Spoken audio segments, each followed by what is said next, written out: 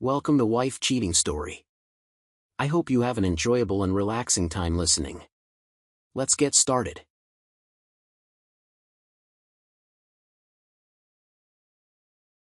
Your viewership means everything. Before we begin, tell us, where in the world are you watching from? We love connecting globally. Now, let's dive into today's story. Chapter 1, Foundations. Nathan Ryder believed in three things: hard work, loyalty, and consequences. Growing up with an alcoholic father who disappeared for weeks at a time had taught him self-reliance. His mother, working 3 jobs to keep food on the table, had shown him what dedication meant. By 35, he'd built a modest but comfortable life through sheer determination. When he met Melanie Winters at a mutual friend's barbecue 6 years ago, what struck him wasn't just her vibrant laugh or stunning blue eyes, but how she listened, really listened, to his stories about restoring his grandfather's muscle car. 3 years into their marriage, he still remembered the rain-soaked afternoon when she proposed to him on the pier where they'd had their first date. "You're the most genuine person I've ever met," she'd said, raindrops clinging to her eyelashes. "I want to spend my life with someone real." Their wedding was small. Nathan had few family members left, and Melanie only invited her sister Vanessa and a handful of friends.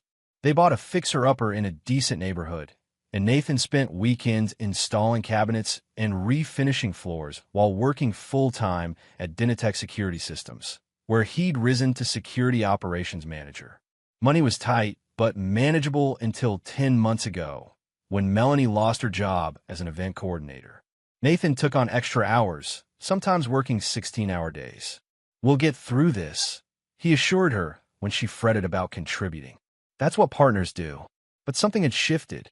Melanie started going out more frequently with friends from yoga. Her phone was suddenly password protected. The passionate woman who once couldn't keep her hands off him now flinched at his touch. When he initiated conversations, her responses became clipped, distracted. The distance grew when Melanie suggested renovating their home, specifically the master bedroom. "We need to update that awful bathroom," she insisted, "and the closet needs expanding." Though they couldn't afford it, Nathan agreed, hoping it might rekindle something between them. He couldn't be home during the dusty renovations due to his asthma, so Melanie proposed he stay with her sister Vanessa temporarily. "It'll just be for a few weeks," she said. "Vanessa has that spare room she never uses." Nathan took pride in providing, continuing to pay their mortgage, the renovation costs, groceries, and Melanie's car payment, while also contributing to expenses at Vanessa's. His savings dwindled, but he never complained. One evening at Vanessa's, his coworker Doug called about a security breach at one of their client sites. "Looks like someone's credentials were compromised," Doug explained. "The system logs show access from unusual locations." "Check the secondary authentication protocols," Nathan replied. "Someone might have bypassed our main firewall." Later, he couldn't help thinking about those compromised credentials. Something fell off in his own life, too, as if he were locked out of what was really happening. That night, he dreamed of empty houses with changing locks. Chapter 2, Cracks in the Foundation. 2 months into the renovations, Nathan grew suspicious. The contractor seemed vague when Nathan inquired about progress, and Melanie discouraged his visits to check on the work. "It's still a mess," she'd say. "You'll just trigger your asthma." Meanwhile, Melanie's shopping habits had changed. Packages arrived at their house, expensive clothes and perfumes that she never wore when visiting him at Vanessa's. Their joint account steadily depleted despite Nathan's consistent deposits. One Tuesday evening, Nathan stopped by their house unannounced. He'd forgotten important medication and needed to retrieve it. The contractor's van wasn't there, but an unfamiliar black Audi was parked in their driveway. The front door was unlocked. Inside, the renovation work appeared minimal.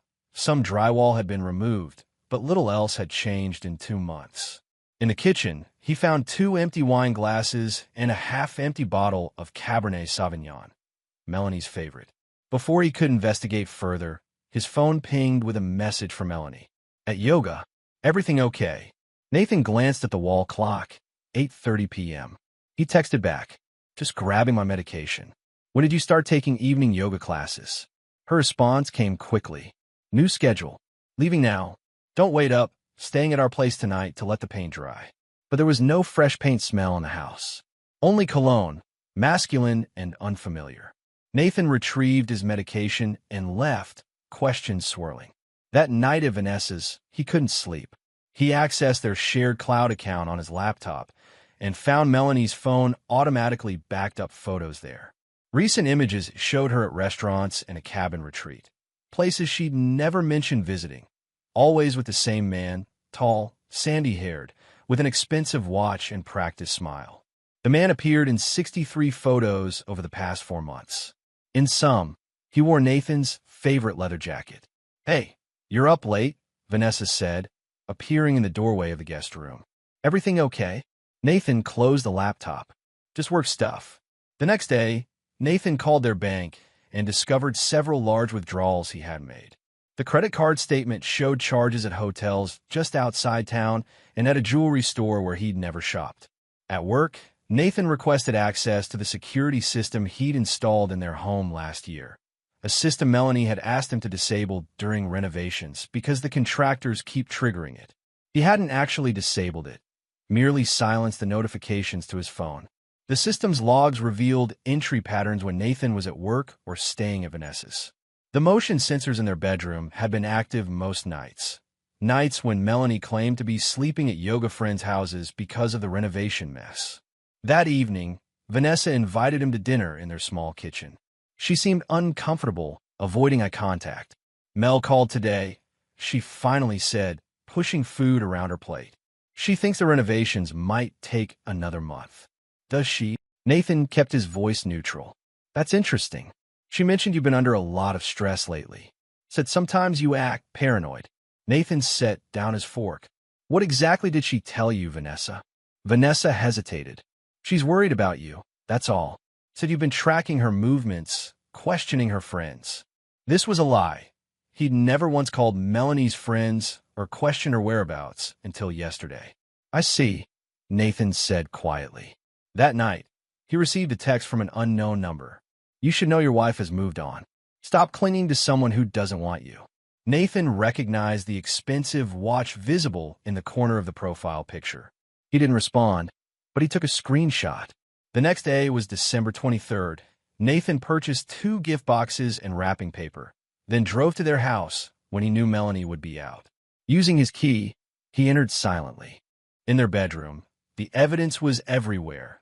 Men's toiletries in the bathroom, unfamiliar clothes in his closet, and on Melanie's nightstand, a framed photo of her with the sandy-haired man from the cloud photos, a photo that had replaced their wedding picture. Nathan didn't rage or break things. Instead, he calmly collected what he needed, placed items in the gift boxes, and wrapped them carefully. He left them under the small Christmas tree in their living room, then departed. That evening, he received a call from Melanie. "Nathan," she sounded tense. "We need to talk after Christmas. About the future." "I think we do," he agreed. "I've been thinking a lot about loyalty lately." "Good," she said, sounding relieved. "I'm glad you're being realistic." After they hung up, Nathan made one more call to a locksmith he knew through work. Chapter 3. The Breaking Point. Christmas Eve arrived cold and gray. Nathan spent the morning working remotely from Vanessa's dining room, finalizing security protocols for a new client. Around noon, Vanessa emerged from her bedroom, makeup carefully applied despite having no plans. "You're not seeing Melanie today?" she asked casually. "We're meeting tomorrow," Nathan lied. "She's busy with last-minute shopping." Vanessa nodded too quickly. "I'm heading out to meet friends." "Don't wait up." After she left, Nathan accessed the home security system again. The cameras showed Melanie and the sandy-haired man entering the house, carrying shopping bags and laughing. They kissed in the hallway before disappearing into the bedroom, his bedroom. Hours later, as Nathan prepared a simple dinner for one, his phone buzzed with a text from Melanie. "Thanks for existing. Don't come. No Merry Christmas. No explanation. Just a dismissal." 20 minutes later, Vanessa returned home, cheeks flushed from the cold or from discomfort. "Good evening," Nathan said. "How are your friends?" "Great," she replied, avoiding his eyes. "We had coffee and exchanged gifts." At Melanie and Brady's Christmas party? Nathan asked quietly. Vanessa froze. What? Brady Thompson. That's his name, right? Melanie's lover. The one she's with right now. In our home, hosting a Christmas party I wasn't invited to. Vanessa's face crumpled. Nathan, did you know from the beginning? His voice remained calm, which seemed to unnerve her more than anger would have. Was this whole renovation story a setup to get me out of the house? No, I only found out a few weeks ago. Melanie swore it was temporary insanity, that she would end it. Yet you let me stay here, paying for everything, while she moved him in. She told me you were having episodes, paranoia, obsessive behavior, that you were financially controlling, and the renovation story was your idea to track her movements. Vanessa sank into a chair. Last week, she said you were just squatting here because you had nowhere else to go. Nathan absorbed this without visible reaction. And you believe that? Despite seeing me work 16-hour days to cover 2 households. I didn't want to believe it, but she's my sister. Tears welled in Vanessa's eyes. Tonight at the party, I overheard Brady talking about how they'd been together for nearly a year. How they're planning to go to Bali once you're out of the picture. I left immediately. Nathan nodded once. I appreciate your honesty, belated as it is. He retreated to the guest room and locked the door. Inside, he opened his laptop and made several phone calls, speaking in low, measured tones. He didn't sleep. At 7 a.m. on Christmas morning, Nathan drove to his house. The locksmith had done his job well. Nathan's key no longer worked in the door. He walked around to the back entrance, where he'd had a keypad installed last spring. A keypad whose code Melanie had apparently forgotten to change. Inside, the house bore evidence of the previous night's celebration. Wine bottles, dessert plates, and discarded gift wrap littered the living room. Under the tree, his 2 wrapped boxes remained untouched. Nathan heard movement upstairs. Someone was awake. He took a seat in the living room and waited, the 2 gift boxes now placed on the coffee table before him. 20 minutes later, Melanie descended the stairs in a silk robe. She froze when she saw Nathan. What are you doing here? She hissed. How did you get in? Merry Christmas to you too, Nathan replied. I see you changed the locks. Fortunately, I built this house's security system. Melanie's expression hardened. You need to leave. Now, Brady will be down any minute. Brady Thompson, senior loan officer at Meridian Bank. Aged 42, divorced twice, leases the Audi A6 he parks in my driveway, and apparently prefers my leather jackets to his own. Nathan's voice remained conversational. Currently sleeping in my bed. Melanie blanched. You've been stalking us? This is exactly why. Why you told everyone I was having paranoid episodes. Why you drained our accounts. Why you made me pay for renovations that never happened while you lived with your lover in my house. Before Melanie could respond, Brady appeared on the stairs, wearing only boxers and an open dress shirt. What's going on, babe? He stopped when he saw Nathan. Oh, it's you. Listen, man, this is awkward, but Mel and I. Save it. Nathan cut him off. I brought Christmas gifts. One for each of you. Nathan pushed the boxes across the coffee table. Are you serious right now? Melanie's laugh was brittle. We tell you it's over, and you bring presents? Open them, Nathan said softly. Please. One last gift from the man who's been paying for everything. Something in his tone made them hesitate, but curiosity won out. Melanie reached for the smaller box, leaving the larger one for Brady. They unwrapped them simultaneously. Melanie opened her box first and froze. Inside was her mother's wedding ring, the one she claimed to have lost months ago, along with printed screenshots of her text messages with Brady planning Nathan's removal from their lives. Beneath these were bank statements highlighting the money she diverted and hotel receipts spanning 9 months. How did you? She began. Brady's box contained something else entirely. When he removed the lid, a mechanical whirring sound filled the room.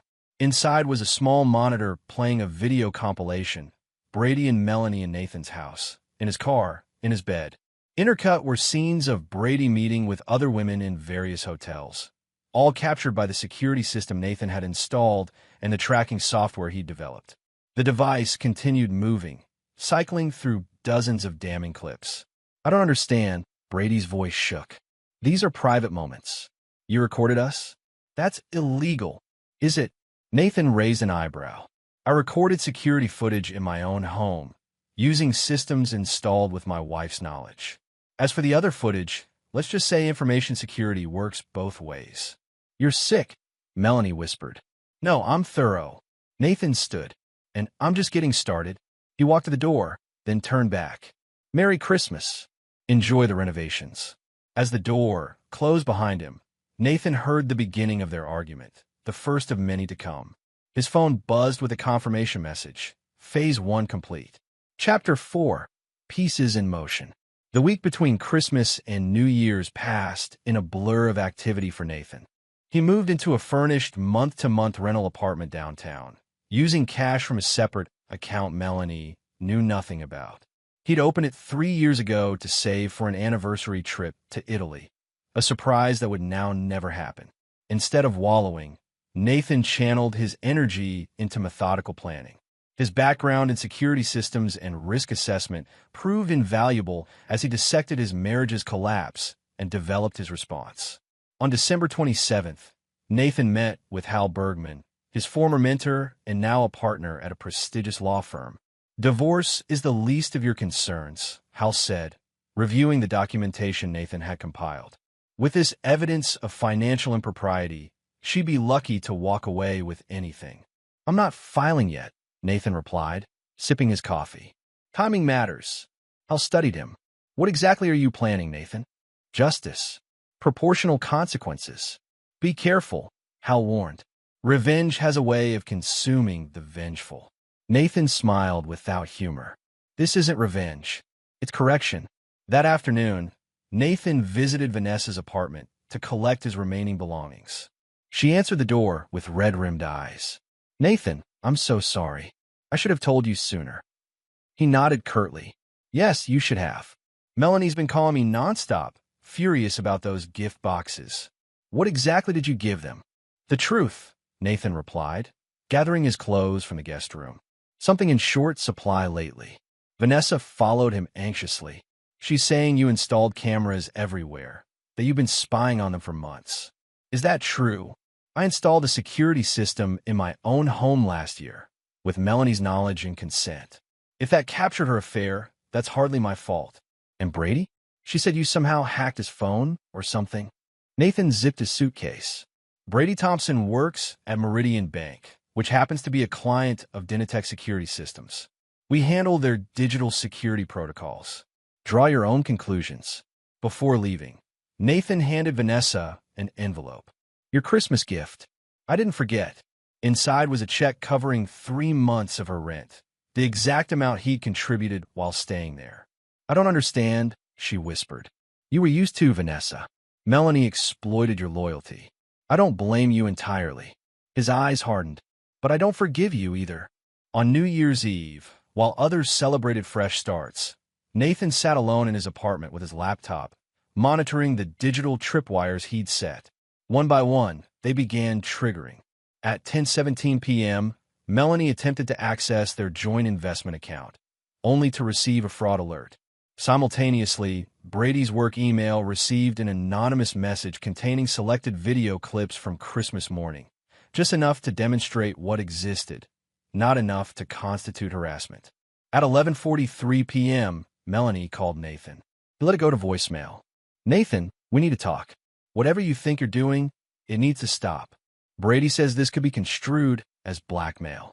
We can work something out, division of assets, a clean break. Just call me back. Nathan didn't call back. Instead, he sent a simple text at exactly midnight. Happy New Year. Change is coming soon. On January 2nd, Nathan returned to work. His boss, Richard Keller, called him into his office immediately. Got a strange call from Meridian Bank, Richard began. Brady Thompson specifically requested we remove you from their account. Claimed you had a personal vendetta. Nathan was prepared. Brady Thompson is having an affair with my wife. I've recused myself from all Meridian accounts as of December 26th to avoid any conflict of interest. He slid a formal disclosure document across the desk. You'll find everything properly documented. Richard relaxed visibly. That's what I expected from you. Professional as always. He hesitated. I'm sorry about your personal situation. Thank you. I'd appreciate discretion. Of course.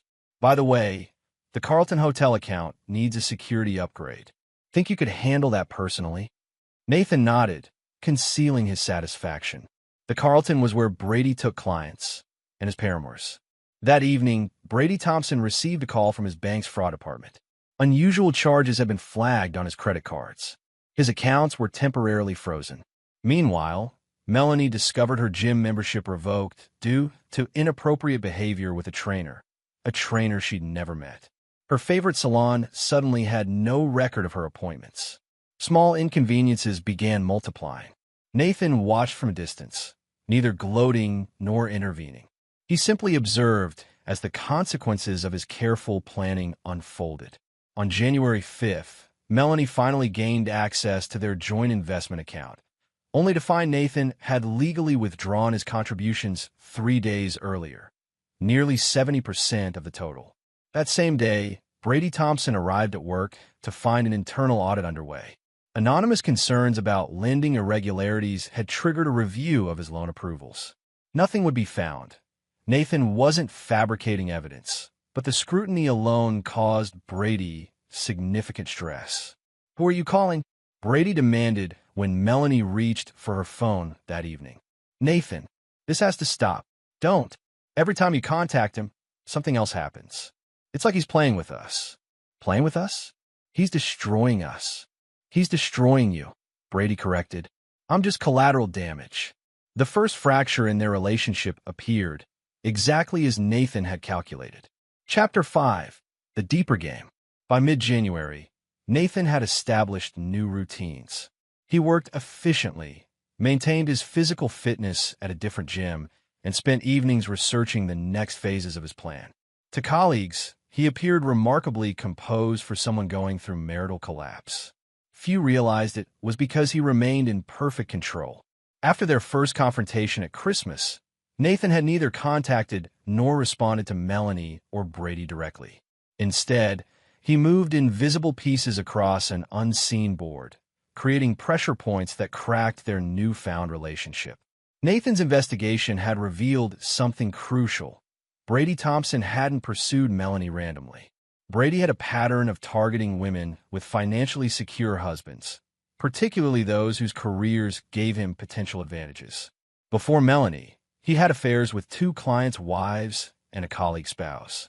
More significantly, Brady had specifically asked about Nathan's position at Dynatech during their first meeting at a charity event, information Nathan obtained from an acquaintance who'd witnessed their introduction. For Nathan's security work, he knew Meridian Bank was bidding on a contract to handle financial services for TechCore Industries, Dynatech's largest client.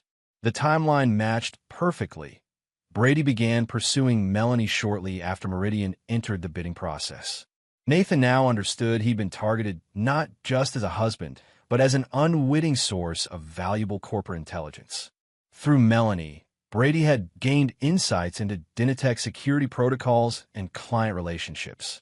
Nathan had often discussed work challenges at home, never suspecting his wife was relaying information to someone who could benefit from it. On January 17th, Nathan requested a meeting with Richard Keller and the company's legal counsel. He presented his findings methodically, emphasizing the potential security breach rather than his personal grievance. "I believe sensitive client information may have been compromised," Nathan explained. "Not through any system vulnerability, but through my own household." Richard's expression darkened. "Are you saying your wife?" "I'm saying Brady Thompson pursued a relationship with my wife coincidentally around the same time Meridian Bank began competing for the TechCore account. Given his position and the nature of information I sometimes discussed at home, I believe corporate espionage was at least part of his motivation." The legal counsel, Patricia Winters, leaned forward. "This is a serious allegation, Nathan. What evidence supports it?" Nathan provided a timeline correlating Brady's involvement with Melanie to specific business developments between Meridian and TechCore. He included documented instances where information he'd only shared at home appeared in Meridian's subsequent proposals. "Jesus," Richard muttered. "TechCore nearly went with Meridian last quarter. Their proposal addressed vulnerability concerns we'd only identified internally." "Exactly," Nathan nodded. "I'm not suggesting we make accusations without proof. I'm recommending we conduct a thorough security review and quietly alert TechCore to potential compromised information. Patricia tapped her pen thoughtfully. This could warrant investigation beyond our company. Corporate espionage has legal implications. I understand, Nathan replied. I'll cooperate fully with whatever you decide. As Nathan anticipated, Richard and Patricia agreed to a discreet internal investigation first, before involving authorities. This approach served Nathan's purposes perfectly, creating legitimate scrutiny of Brady without appearing to orchestrate it. That weekend, Nathan received an unexpected visitor at his apartment. Vanessa stood at his door, clutching her purse nervously. "Can we talk?" she asked. Nathan gestured her inside without warmth. His apartment was spartanly furnished, but meticulously organized. "Melanie's falling apart," Vanessa began. "She says you're systematically destroying her life, that you've frozen accounts, canceled services, and might get Brady fired." "Interesting interpretation," Nathan remarked. "Has she mentioned why all this might be happening?" "She admits the affair was wrong, but says your response is disproportionate. She wants to negotiate." "There's nothing to negotiate. I'm simply disentangling my life from hers." Vanessa hesitated. "There's more. Brady moved out yesterday. Said it was too complicated right now with everything happening at work." Melanie's devastated. Nathan allowed himself a small smile. "How unfortunate. What did you do, Nathan?" "Nothing illegal. Nothing dishonest. I simply ensured appropriate consequences found their way to appropriate people." Vanessa studied him. "You're not who I thought you were." "Few of us are," Nathan replied. "But I'm exactly who I've always been, someone who values loyalty and repays its absence accordingly." After Vanessa left, Nathan received an email from an anonymous account. It contained a single video file, Melanie and Brady arguing in Nathan's house, with Brady shouting that he didn't sign up for this level of complications, and Melanie begging him to stay. The sender's message read simply, "Thought you might appreciate this. Your reputation at the Carlton precedes you. Let me know if you need anything else." The concierge at the Carlton Hotel had apparently taken a liking to Nathan during his security upgrade work. The hotel staff had little affection for Brady Thompson, known for his condescending treatment of service workers. Nathan saved the video file to an encrypted drive. Another piece in place. The next day, Brady Thompson was called into a meeting with Meridian Bank's compliance officer. His recent loan approvals were under review, and his access to certain client accounts had been restricted pending investigation. No mention was made of TechCore or Dynatech, but the message was clear: Brady was under scrutiny. That evening, Nathan received his first direct contact from Brady, a furious text message. "I know what you're doing. Back off, or I'll make sure everyone knows you've been stalking and harassing us." Nathan didn't respond. Instead, he forwarded the message to his attorney with a note. "Documentation of harassment from BT. Please add to the file." Phase 2 was unfolding precisely as planned. Nathan had created legitimate investigations into Brady's professional conduct without directly accusing him of anything. He'd ensured financial pressure on both Melanie and Brady without illegal actions. And most importantly, he'd driven the first wedge between them, right on schedule. As January ended, Nathan prepared for Phase 3, the part that would require him to become visible again. The part where he would finally speak his truth, not just to Melanie and Brady, but to everyone who mattered in their lives. Chapter 6: Converging Forces. Early February brought unseasonably cold weather to the city. Nathan welcomed the chill. It matched his methodical state of mind as he prepared for the next stage of his plan. For 6 weeks, he'd worked through a carefully structured process. First, isolating Melanie and Brady from their support systems by revealing selected truths. Then, creating legitimate professional scrutiny for Brady that had nothing to do with the affair. Finally, applying financial pressure through entirely legal means. The result: Brady had moved out of Nathan's house and back to his own apartment. Melanie faced mounting credit card debt she couldn't pay, and their relationship, built on deception, was crumbling under pressure. Now came the phase requiring precision timing. On February 3rd, Nathan received a call from Patricia Winters, Dynatech's legal counsel. "The internal review is complete," she informed him. We found sufficient evidence of information compromise to justify further action. What's the next step? Nathan asked, though he already knew. We're meeting with TechCore tomorrow to disclose potential security concerns. They'll likely involve their legal team. The FBI could become involved if corporate espionage is substantiated. Understand. I'll prepare documentation of my personal timeline.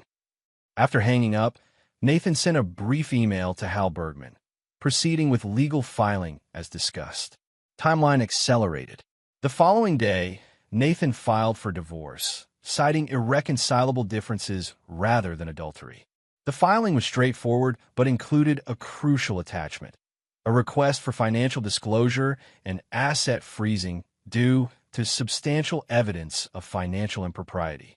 This legal maneuver effectively prevented Melanie from selling their house or accessing their remaining joint assets without court approval. The timing was deliberate, occurring simultaneously with Brady's professional crisis, as TechCore learned their security might have been compromised. On February 5th, Nathan received 3 voicemails within an hour.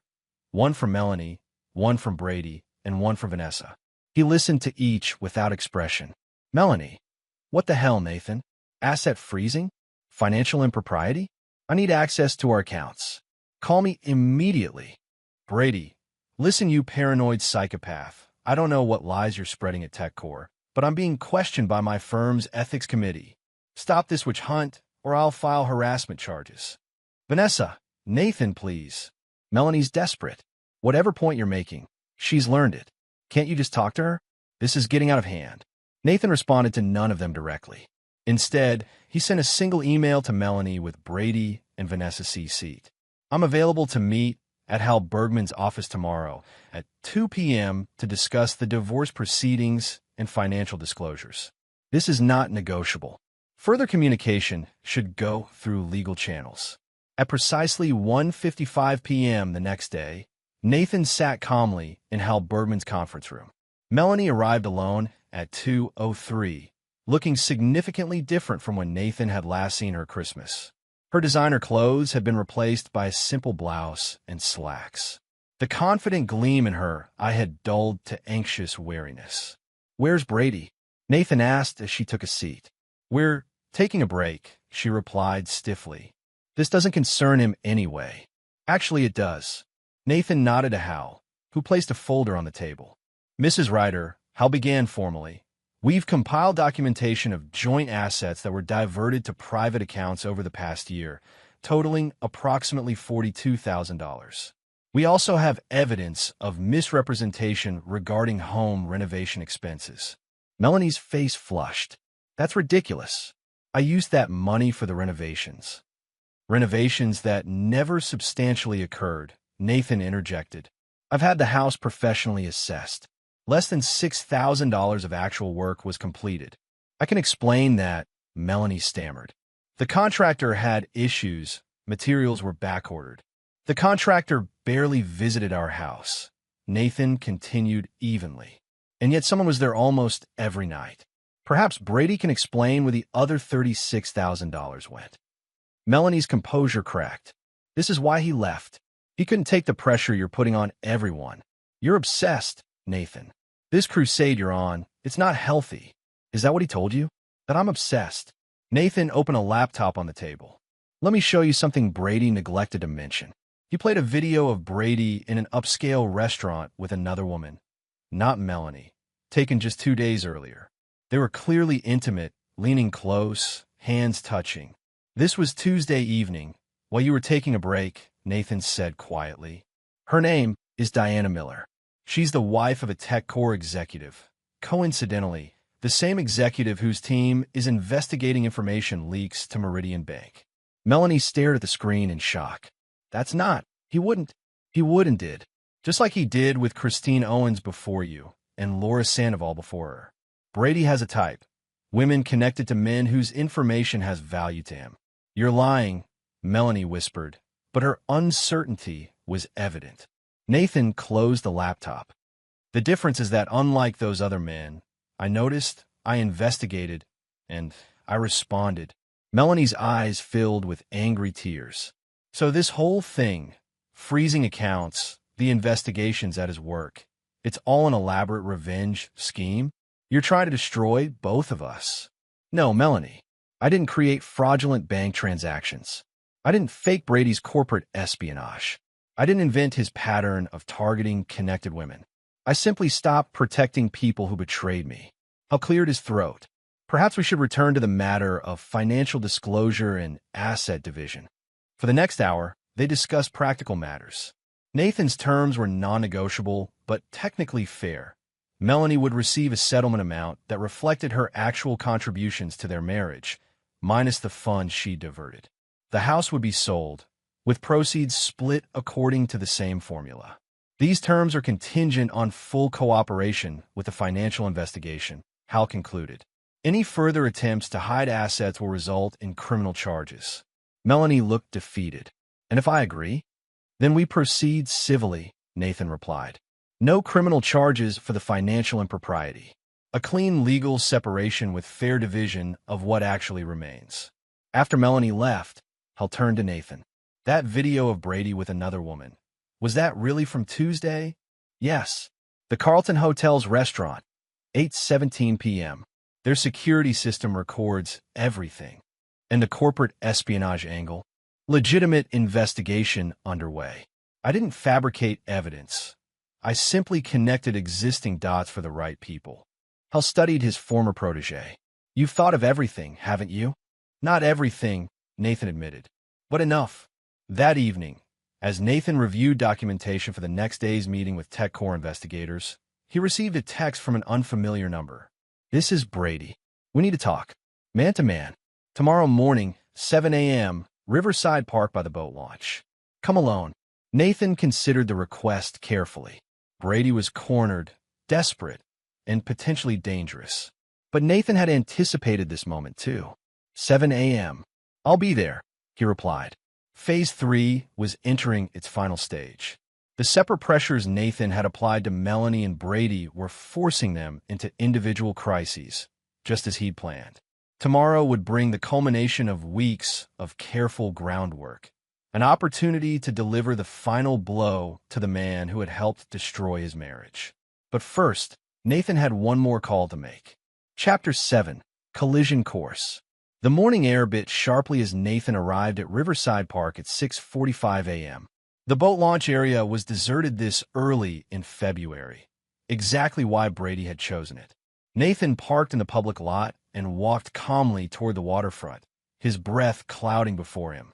He wasn't concerned about meeting Brady alone. Concern required uncertainty, and Nathan had eliminated uncertainty from this equation weeks ago. Every possible scenario had been mapped and prepared for, including this one. At precisely 7 a.m., Brady's black Audi pulled into the lot. He emerged looking significantly less polished than in Melanie's photographs. His designer stubble had grown into an unkempt beard, and dark circles shadowed his eyes. The confidence that had once radiated from him had dimmed to desperate intensity. You actually came, Brady called as he approached, his voice carrying across the empty park. I said I would. Nathan remained still, hands in the pockets of his overcoat. Brady stopped several feet away. This has to end, Ryder. You've made your point. Have I? What point would that be? Don't play dumb. The account reviews at work, the ethics committee, the TechCore investigation. You're systematically destroying my career. Interesting theory, Nathan replied. Though it presupposes your career difficulties aren't simply consequences of your own actions. Brady's face flushed with anger. Cut the philosophical bullshit. I know exactly what you're doing. You somehow convinced TechCore there was a security breach linked to me. I simply reported a legitimate concern to my employer. Their investigation is independent. Independent? Brady laughed bitterly. Nothing about your campaign against me has been independent. You've orchestrated everything, the videos, the financial pressure, even turning Melanie against me. Melanie turned against you herself when she discovered you're already pursuing your next target. Diana Miller, isn't it? Another wife with a conveniently placed husband. Brady's expression flickered with surprise before hardening again. That's nothing. A business connection. Diana's husband oversees client relations at TechCore. How convenient for your purposes. Though perhaps less convenient now that he's aware of your pattern. Brady took a step closer, his voice dropping to a threatening growl. Listen carefully. I'm offering you one chance to back off. Call off the TechCore investigation. Stop whatever you're doing to my accounts and let Melanie access your joint funds. Or what? Or I'll make sure everyone knows how you cracked after your wife left you. How you installed surveillance equipment, stalked us, created elaborate conspiracy theories. I'll file a restraining order citing your unstable behavior. Your professional reputation will be destroyed. Nathan smiled faintly. You seem to be operating under several misconceptions, Brady. First, that I have direct control over the TechCore investigation, which I don't. Second, that I've done anything illegal regarding your accounts, which I haven't. And third, that I haven't recorded this conversation, which I have. He removed his hand from his pocket, revealing a small recording device. You're bluffing, Brady hissed. Am I? You just threatened me and inadvertently confirmed your relationship with Diana Miller has a professional motivation connected to TechCore. The ethics committee will find that interesting. Brady lunged forward suddenly, grabbing Nathan's coat lapels. Give me that recorder. Nathan didn't resist or fight back. He simply met Brady's gaze calmly, which seemed to unnerve the other man more than any physical response. Assaulting me won't help your situation, Nathan said quietly, particularly with witnesses present. Brady glanced around the empty park in confusion. What witnesses? On cue, a police cruiser pulled into the parking lot, its lights flashing but siren silent. Officer Ramirez, whom Nathan had called the previous evening, citing concerns about a potentially volatile meeting, stepped out and began walking toward them. Brady released Nathan immediately, his face draining of color. Mr. Ryder, Officer Ramirez called. Everything all right here? Just a heated discussion, officer, Nathan replied calmly, straightening his coat. Mr. Thompson was expressing some frustrations. Looked a bit more physical than a discussion from where I was parked, Ramirez observed, eyes narrowing at Brady. It's fine, Brady muttered, backing away. We're done here anyway. Actually, Nathan interjected, I'd like to provide a statement regarding the threat Mr. Thompson just made, which I've recorded with his knowledge. He held up the device, and the physical contact that followed. Brady's expression morphed from shock to fury to calculation within seconds. This is absurd. He's been harassing me for weeks. The recording will show I simply asked him to stop. Then you won't mind if I review it, Officer Ramirez replied, along with the park's security camera footage. Brady's eyes darted to the boathouse, where a security camera was indeed mounted, another detail Nathan had verified beforehand. This isn't over, Brady said under his breath as he turned to leave. Actually, it is, Nathan replied. It's been over since Christmas morning. After providing his statement to Officer Ramirez, Nathan drove directly to Dynatech for his meeting with the TechCore security team. His phone buzzed repeatedly with messages from Melanie, which he ignored. Whatever crisis Brady's revelations had triggered in their relationship was their problem now. The TechCore meeting proceeded exactly as Nathan had anticipated. The evidence of information compromise was compelling enough to justify a formal investigation, but not dramatic enough to immediately destroy Brady's career. This delicate balance was by design. Nathan wanted sustainable consequences, not martyrdom. That afternoon, Nathan received an unexpected call from Richard Keller. The TechCore team was impressed with your professionalism, Richard began, especially given the personal connection. I'm committed to the integrity of our work, Nathan replied. That's why I'm calling. We're restructuring the security division next quarter. I want you to consider the director position. Nathan allowed himself a moment of genuine surprise. I appreciate the vote of confidence. You've demonstrated exceptional judgment under pressure. Think about it and let me know by next week. After hanging up, Nathan stood at his apartment window, watching the city lights emerge as dusk fell. The promotion offer was an unexpected development, a positive consequence amidst the calculated negatives he'd been orchestrating. His phone buzzed with a text from Vanessa. Melanie's moving out of your house tomorrow. She asked me to help. I thought you should know. Nathan didn't reply, but made a note to contact the security company to change the alarm codes after they left. Another piece shifting across the board. Later that evening, Nathan's lawyer called with news. Brady Thompson had been placed on administrative leave pending the conclusion of Meridian Bank's internal investigation. The ethics committee had received an anonymous package containing evidence of his pattern of relationships with strategically connected women. Nathan hadn't sent that package. Someone else, perhaps Diana Miller's husband, had drawn the same conclusions Nathan had and taken independent action. The ripples of Brady's behavior were spreading beyond Nathan's direct influence. As Nathan prepared for bed, he received one final message, an email from Melanie. I don't know if you'll even read this, but I need to say it. I was wrong. Not just about the affair, but about who you are. I thought you were simple, predictable, safe.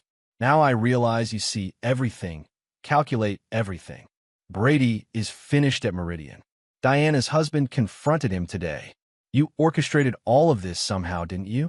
Not with lies, but with truth strategically deployed. I never really knew you at all. Nathan read it twice before closing his laptop without replying. She was right about one thing. She had never really known him. Few people did. Tomorrow would bring the beginning of the final phase, the part where Nathan reclaimed everything that was rightfully his, including his reputation. The part where Melanie and Brady would face the full public consequences of their private choices. Nathan slept soundly that night, dreamless and calm in the knowledge that justice, as he defined it, was nearly complete. Chapter 8. Exposure. By mid-February, the careful groundwork Nathan had laid began producing visible results throughout Melanie and Brady's lives. What had started as private pressure points were now becoming public consequences. On February 15th, Nathan received a message from his realtor that a couple was interested in purchasing their house, significantly below market value, but still enough to satisfy the divorce settlement terms. Nathan authorized proceeding with the sale, knowing Melanie could not legally object given the asset division agreement she'd signed. That same day, Meridian Bank announced a leadership restructuring that conspicuously omitted Brady Thompson's name from the senior loan officer roster. Local banking industry newsletters noted his leave of absence during an internal review of procedural compliance. Nathan attended a financial industry dinner that evening as Richard Keller's guest.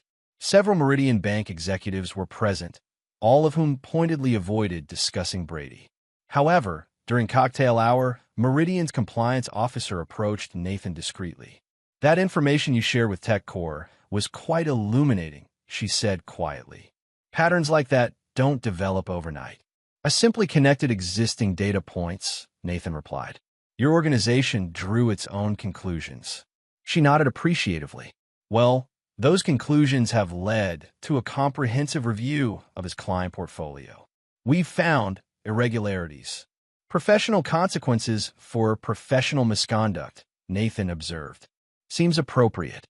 Indeed. She sipped her champagne. "By the way, I understand congratulations are in order. Director of Security Operations is quite an achievement." News of Nathan's promotion had begun circulating in industry circles, enhancing his professional reputation even as his personal life underwent reconstruction.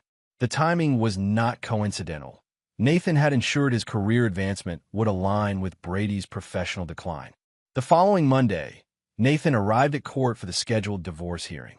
Melanie was already seated with her attorney, looking diminished in a conservative suit that Nathan had never seen before.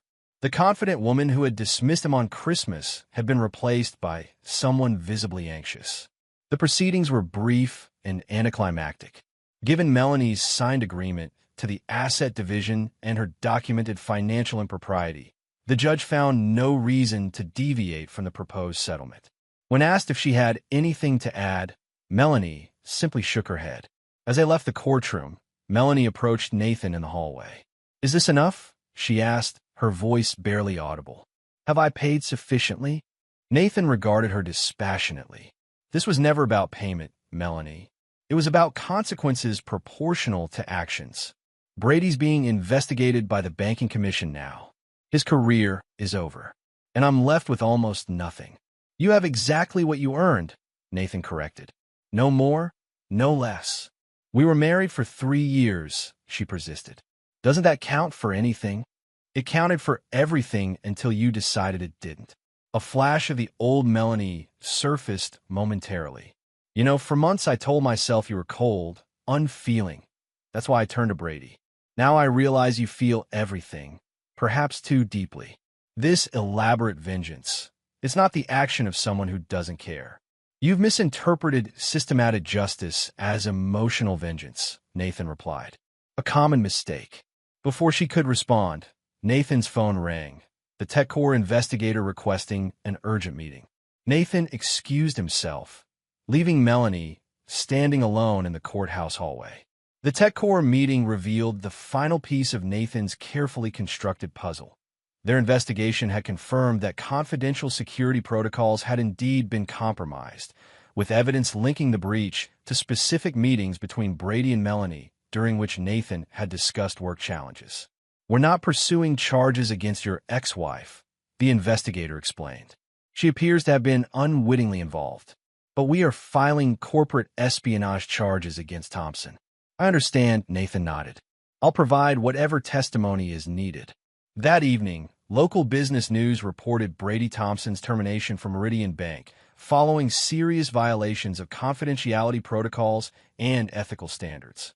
The article mentioned potential criminal charges pending further investigation. Nathan read the news dispassionately. He hadn't fabricated Brady's corporate espionage. He had simply ensured the existing evidence would be discovered by the right people at the right time. The following day, Nathan received an unexpected visitor at his office. Diana Miller, elegantly dressed and composed, requested a brief meeting. I won't take much of your time, she began once they were seated in a conference room.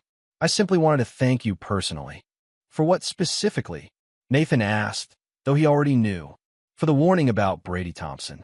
The evidence you shared with my husband saved us from considerable damage, professionally and personally. Nathan inclined his head slightly. Mr. Thompson has a documented pattern. I merely provided context. My husband says you were remarkably restrained in your characterization of the situation. You could have vilified Thompson, but instead you simply presented facts. Facts are generally more effective than accusations. Diana studied him thoughtfully. Most men in your position would have lashed out emotionally, possibly violently.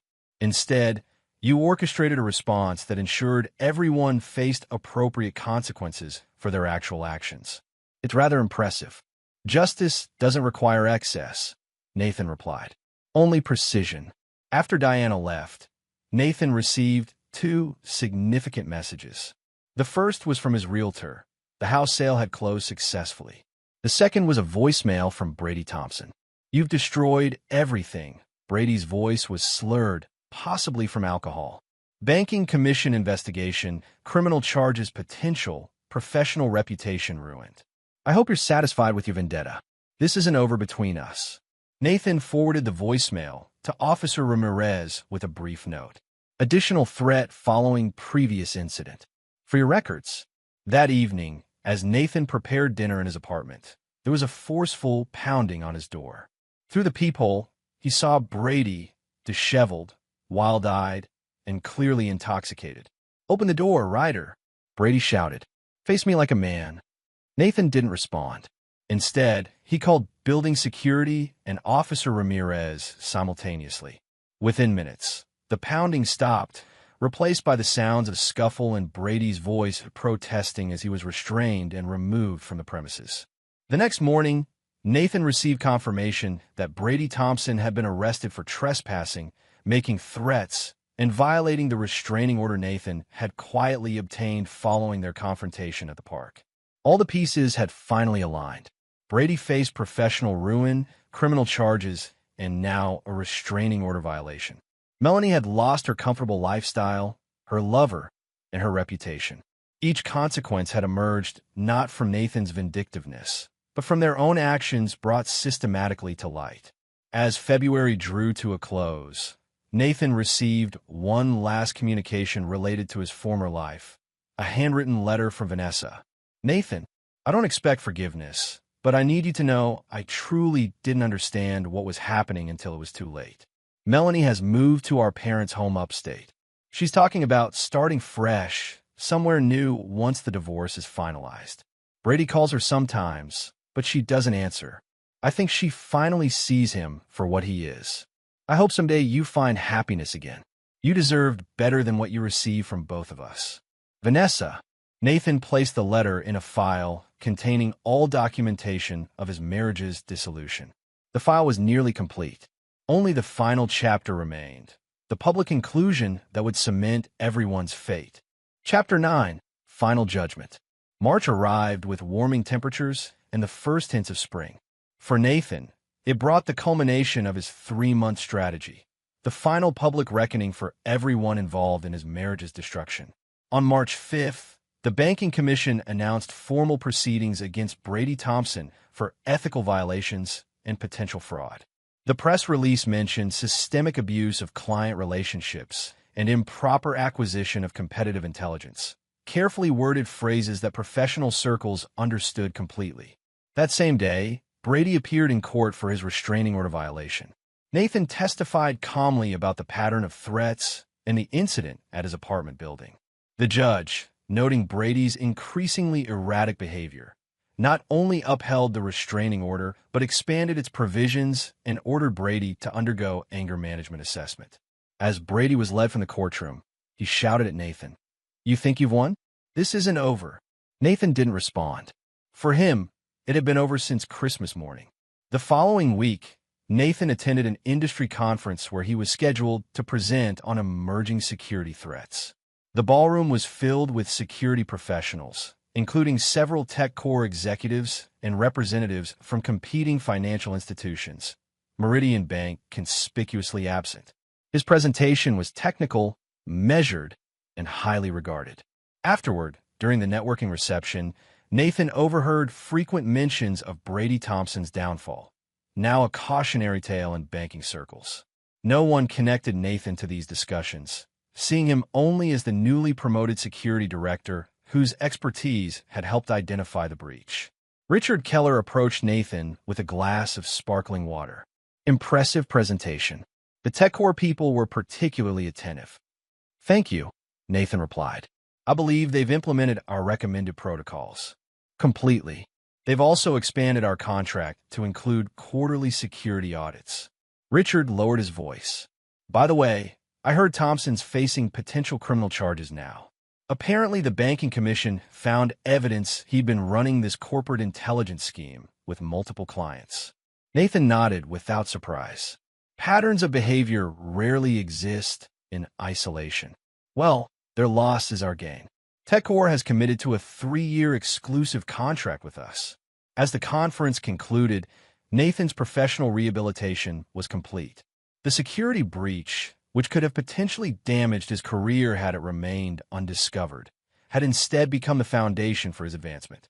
The careful way he'd handled the personal betrayal while maintaining professional standards had enhanced rather than diminished his reputation.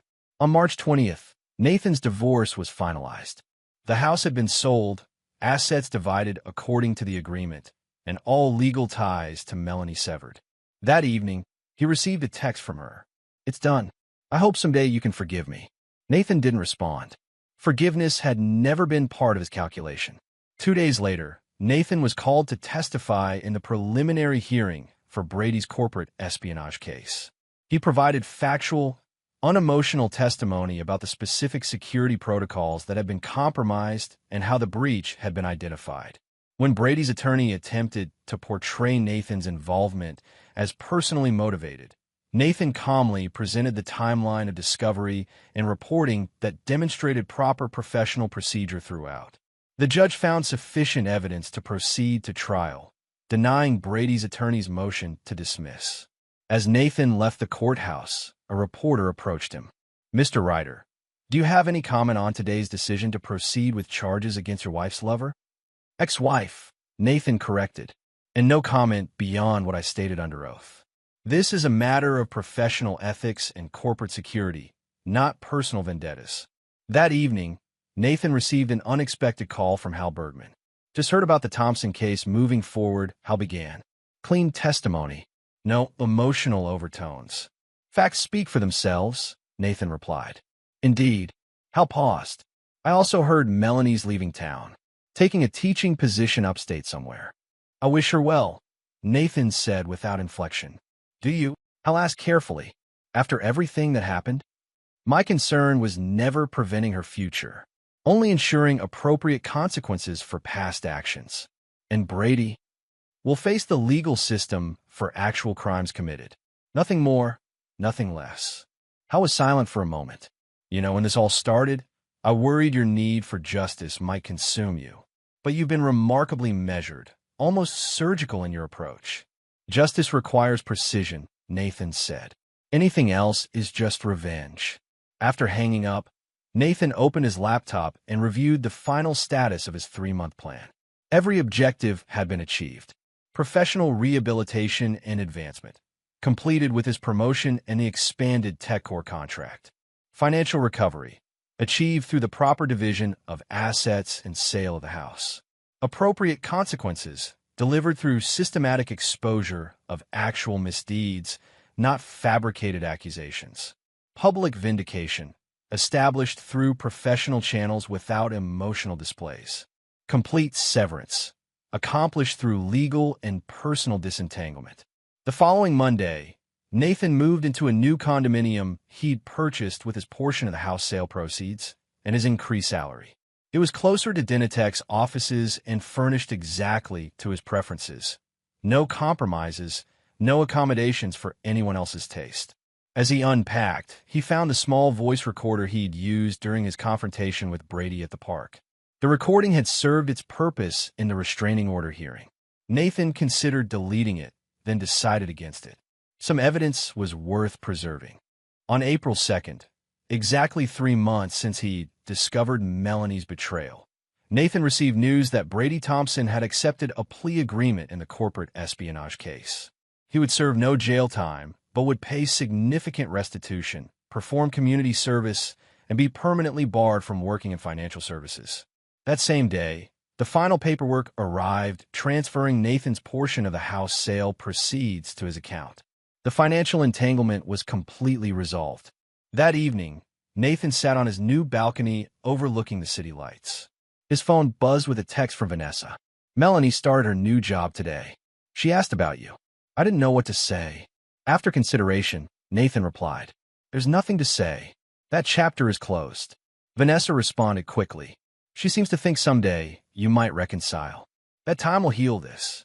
Nathan's reply was simple. Some things aren't meant to heal. They're meant to be learned from. I've learned. He put his phone away and gazed at the city below. 3 months ago, his life had been shattered by a Christmas text and 2 gift boxes.